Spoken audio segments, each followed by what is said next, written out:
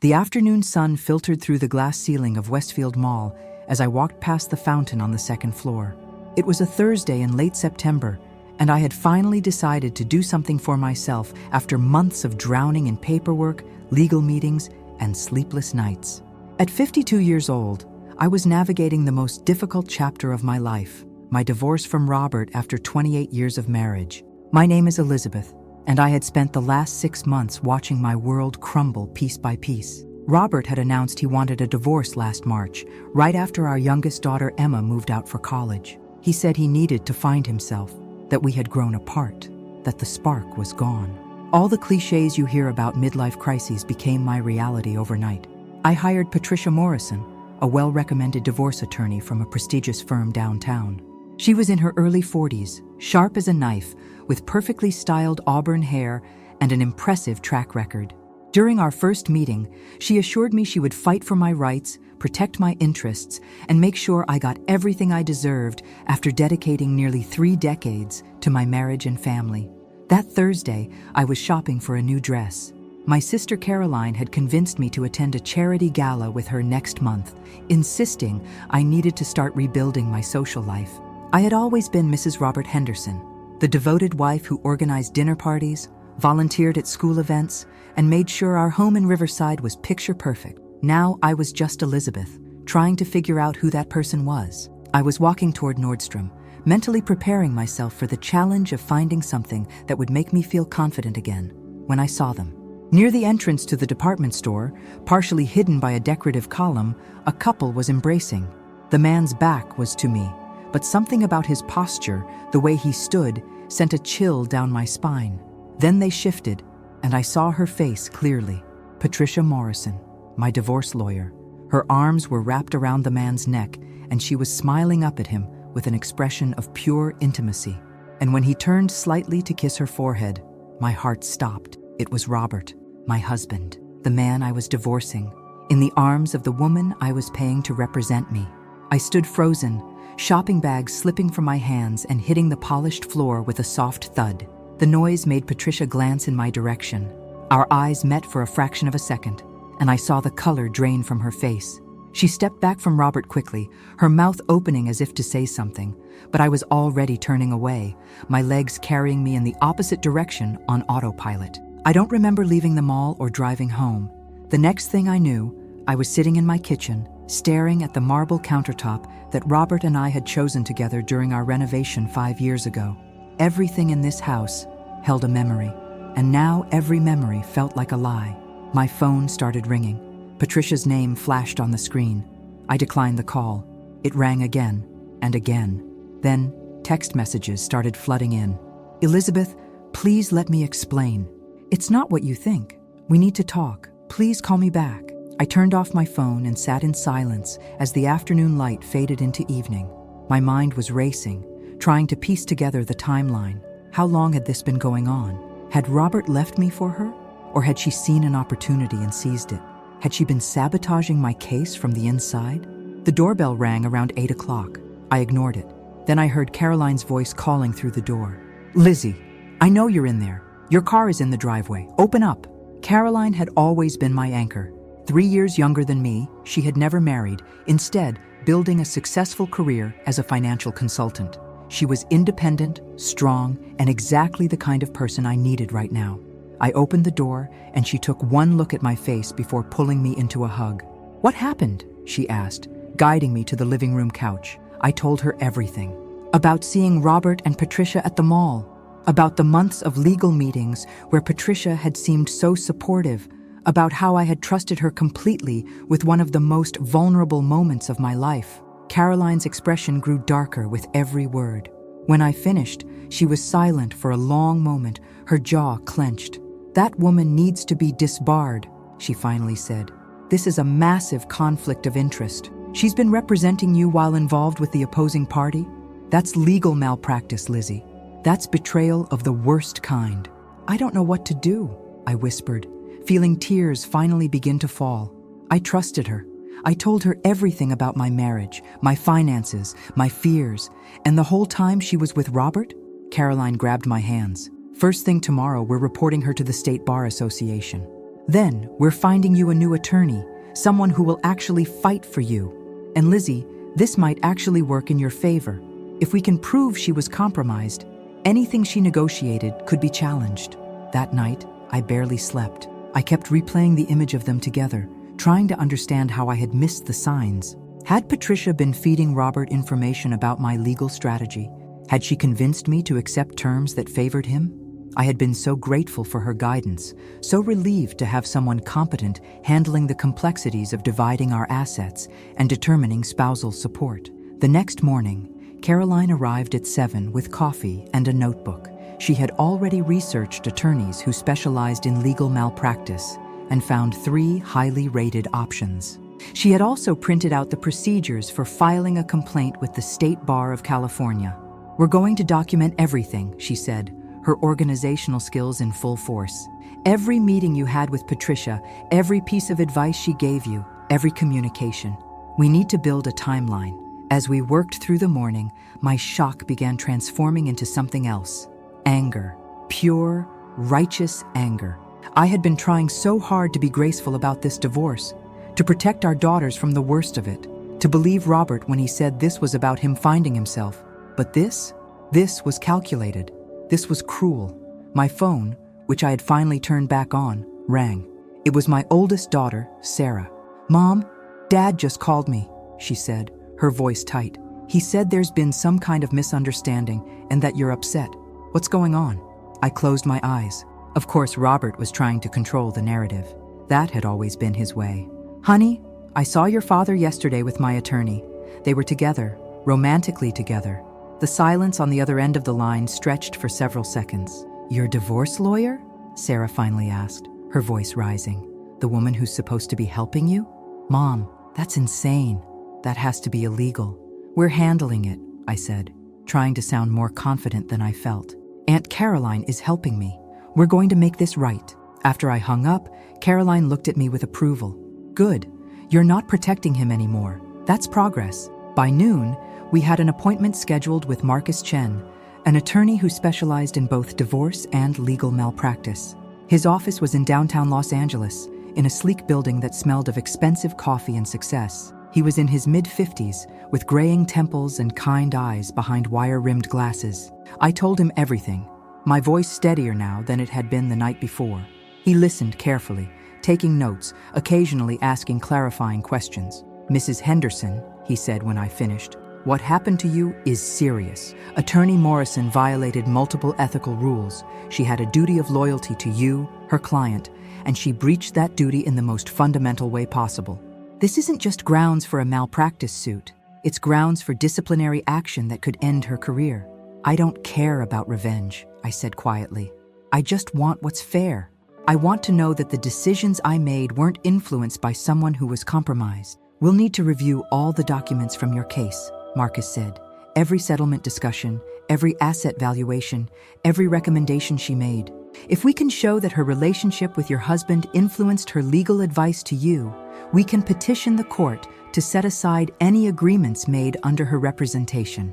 Over the next few weeks, my life became a whirlwind of depositions, document reviews, and strategic meetings. Marcus was thorough and brilliant, uncovering a trail of concerning decisions Patricia had made. She had advised me to accept a lower spousal support amount than I was entitled to. She had agreed to an asset division that heavily favored Robert's business interests. She had discouraged me from demanding a full forensic accounting of his company finances. Every discovery made me angrier, but it also made me stronger. I wasn't the broken woman who had stumbled out of that mall anymore. I was someone fighting back. Sarah and Emma rallied around me in ways that broke my heart and healed it at the same time. They were furious with their father, disappointed in ways I had hoped to shield them from. But they were also proud of me for standing up for myself. "Mom, I always thought you were strong because you kept everything together for us," Emma said during a weekend visit home. "But watching you fight for yourself now, that's a different kind of strength, and I'm so proud of you." The State Bar investigation moved forward. Patricia tried to claim that her relationship with Robert had only begun after I terminated her services. But Marcus found evidence to the contrary. Restaurant receipts dating back 4 months, hotel reservations, text messages that Patricia's assistant had inadvertently included in a document production. Robert, meanwhile, was scrambling. His own attorney advised him to settle quickly to avoid the scandal becoming more public. His business reputation was on the line, and the last thing he wanted was for his professional network to know he had been involved in such an unethical situation. In early December, 3 months after I saw them at the mall, we reached a new settlement.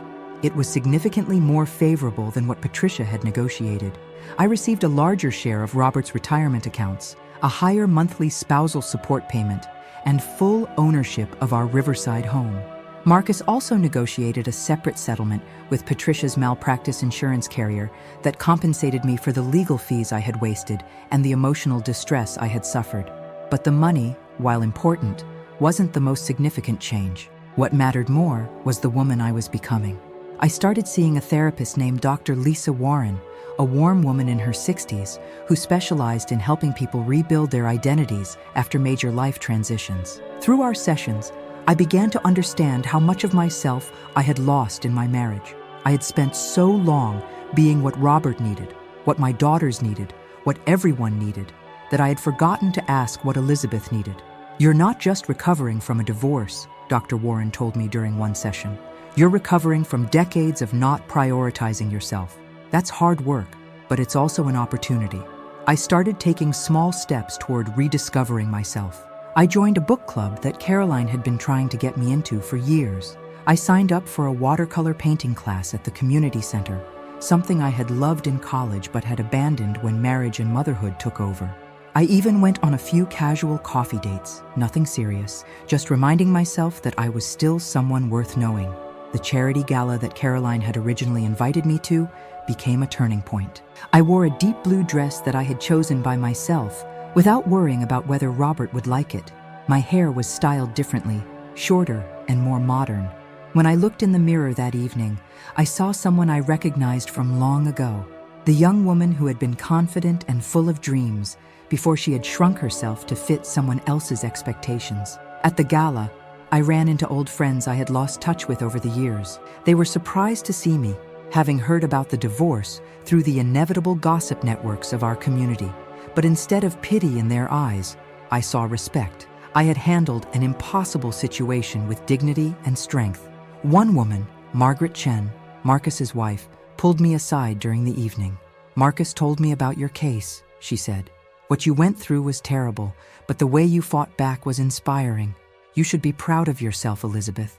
Those words meant more to me than I could express. For so long, I had measured my worth by how well I supported others. Now I was learning to measure it by how well I supported myself. Patricia Morrison was eventually suspended from practicing law for 2 years and had to complete extensive ethics training before she could be reinstated. The local legal community buzzed with the scandal for months. Robert's relationship with her didn't survive the fallout.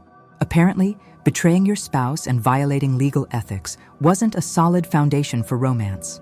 By the following spring, a year after Robert had announced he wanted a divorce, my life looked completely different. The house that had once felt like a museum of my failed marriage became my sanctuary. I repainted the living room in colors I loved, replaced furniture that held too many memories, and created a studio space in the spare bedroom for my painting. Sarah got engaged to her longtime boyfriend, and she asked me to help plan the wedding. As we sat together looking at venues and flower arrangements, she said something that made me stop and look at her.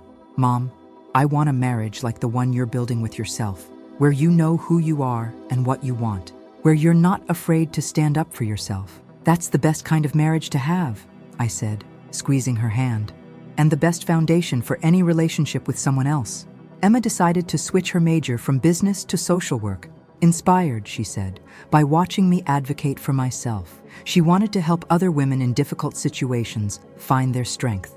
Caroline remained my rock throughout everything, but our relationship deepened in new ways. We took a trip to New York together that summer, spending a week seeing shows, visiting museums, and laughing in ways I hadn't laughed in years. "I'm proud of you, Lizzie," she said one evening as we walked through Central Park. "You took the worst betrayal and turned it into your transformation. That takes real courage." I had joined a support group for women going through divorce, and I found myself becoming one of the members others looked to for guidance. Sharing my story, helping others see that they could survive and even thrive after betrayal, gave me a sense of purpose I hadn't expected. Marcus Chen became not just my attorney, but a genuine friend. He and Margaret invited me to dinner parties, included me in their social circle, and helped me build a new network of friends who knew me as Elizabeth, not as Robert's wife. One Saturday afternoon in July, I was in my studio, working on a painting when my doorbell rang. I wasn't expecting anyone, and for a moment, I felt that old flash of anxiety. But I had learned to sit with discomfort instead of running from it. It was Margaret, holding a bottle of wine and wearing a conspiratorial smile. "I hope you don't mind me dropping by," she said, "but there's someone I want you to meet. My brother Daniel is visiting from San Francisco, and he's recently divorced too. I thought maybe the four of us could have dinner tonight. No pressure, just friendly company." A year ago, I would have made an excuse. I would have said I wasn't ready, that it was too soon, that I needed more time. But the woman I was now understood that life didn't wait for perfect timing. "I'd like that," I said, smiling. "Give me an hour to finish up here and change?" As Margaret left, promising to text me the restaurant details, I returned to my painting. It was an abstract piece, all bold blues and vibrant oranges, representing the sunset over the Pacific Ocean I had watched during a solo weekend trip to Santa Barbara.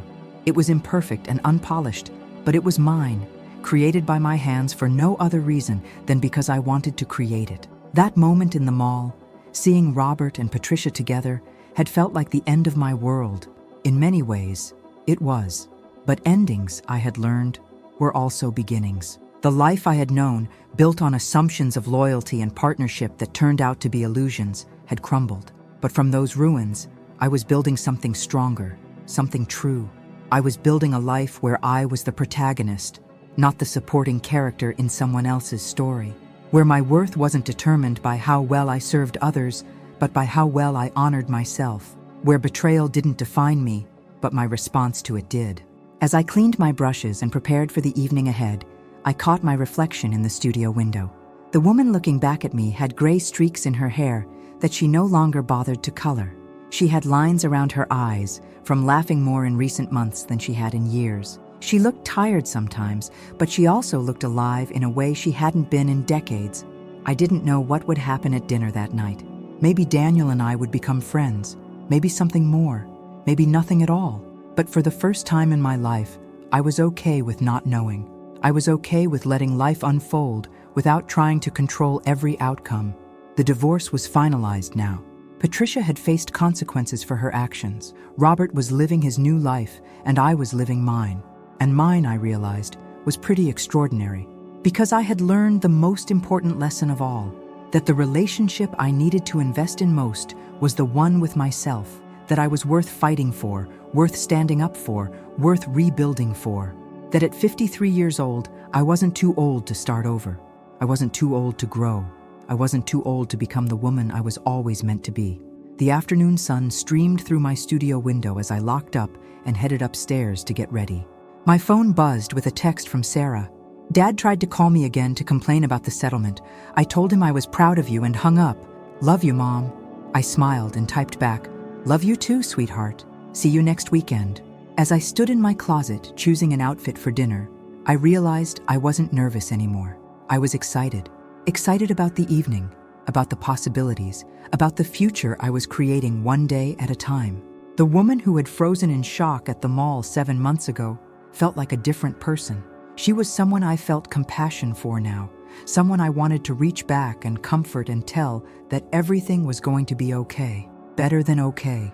Because sometimes the worst thing that happens to you becomes the catalyst for the best thing you ever do for yourself. Sometimes betrayal opens your eyes to the ways you've been betraying yourself. Sometimes losing everything you thought you wanted makes room for everything you actually need. I had spent 28 years building a life with someone who didn't value me. Now I was spending every day building a life where I valued myself, and that, I had discovered, made all the difference. As I applied lipstick and gave myself one final look in the mirror, I whispered words I wished I had told myself decades ago. You're going to be just fine, Elizabeth. Better than fine. You're going to be extraordinary. And for the first time in longer than I could remember, I truly believed it.